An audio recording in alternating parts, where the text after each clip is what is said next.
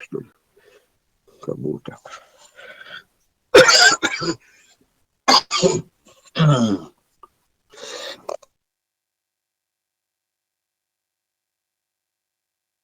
Как можно помочь переводчику в его беззащитности в этой ситуации? Снятие защиты. Не расслышал, Леш.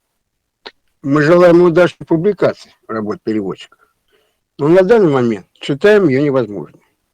Источниками фактов, формул и иных информаций в упомянутых работах являются беседы, диалоги, именуемые вами контакты, работа третьих лиц, РСТ, письмо МАБУ, письмо монархов, автописьмо от представителей Совета, внутренние беседы переводчика с представителями иных миров, неустановленными нами источниками, хранители и в малой степени вы осведомлены о корабле и неком экипаже.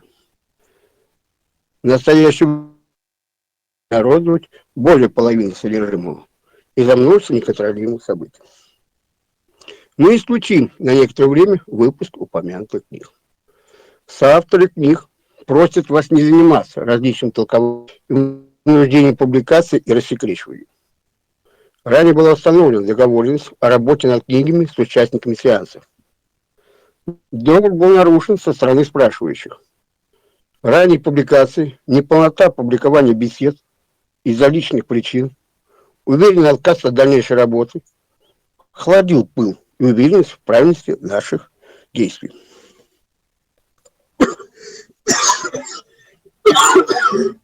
Ой, не дайте меня. Ой. Извините, а вы о каком экипаже говорите? Вот этот пират, это кто такой? Вы можете сказать?